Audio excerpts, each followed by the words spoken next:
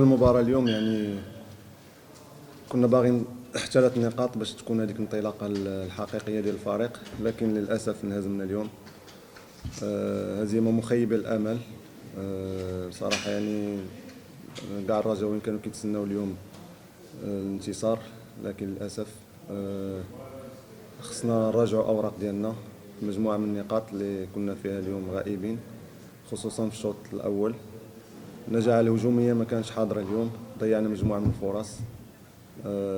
كنهني فريق اتحاد التوارقه على الصمود ديالو، ولكن كما قلت لكم ان شاء الله خصنا نراجعوا مجموعه من الاشياء اللي بانت اليوم بانه خصنا نخدموا ونشتغلوا عليها باش تكون الامور احسن ان شاء الله في المباريات اللي جايه. ما نقدروش نحكموا على الانتدابات في مباراتين. صحيح اي لاعب تيجي فريق جديد الا وخصو الوقت باش يتادابط مع الفريق. ما نقولوش اداء كارثي اليوم، ممكن اليوم كان احسن من مباراه اولمبيك اسفي، خصوصا في الشوط الثاني رغم الهزيمه. لكن هذا ما كينقصش كما قلت انا. بعض اللاعبين يجب مراجعه الاوراق ديالهم باش يكونوا في المستوى الكبير اللي الفريق الرجاء البيضاوي، لان فريق الرجاء مادام جيت للرجاء اذا خصك تعطي اضافه. فكما قلت لي مجموعه من اللاعبين خصهم يعرفوا بانهم راه تيلعبوا في الرجاء. هذا هو اللي كاين.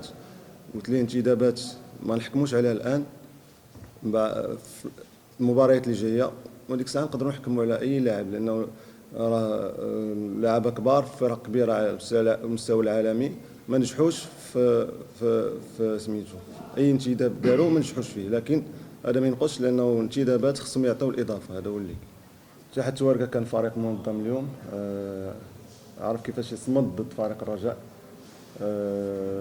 عنده لاعبين مجربين يمكن نستافدوا من هذه التجربه ديالهم اليوم. كان بامكاننا نسجلوا عده اهداف، لكن كما قلت لك النجاعه ما كانش حاضره اليوم. يجب الاشتغال ان شاء الله على مستوى الشق الهجومي باش نسجلوا اهداف، لانه حتى الاهداف اللي سجلنا مؤخرا يعني في مباراه اسفي كانت من كرات ثابته. الاشتغال ان شاء الله يكون اكثر على المستوى الهجومي باش يكونوا دي زوتوماتيزم باش نوصلوا للمرمى الخصم. اليوم ضيعنا مجموعه من الاهداف. فريق اتحاد التوارقه كان الحارس ديالو اليوم يعني في مستوى كبير، لكن هذا ما يمنعش بانه ضيعنا اهداف. وحتى المهاجمين اللي كانوا اليوم خصهم يراجعوا الاوراق ديالهم في تسجيل الاهداف وعدم ضياع الفرص اللي جاتهم اليوم. المستوى الاداري فكل واحد كيدير خدمته. على المستوى التقني كاين مدرب هو الباترون، ومن بعد كاينين الناس اللي معاه حتى هما مساعدين عندهم الكلمه ديالهم. المدرب تيسمع كل الاطراف، على المستوى التقني كيسمع لكل الاطراف. المستوى الاداري كاينين الناس اللي كيشتغلوا في اداره، اما باش يتدخلوا في الشان التقني فهادشي ما كاينش.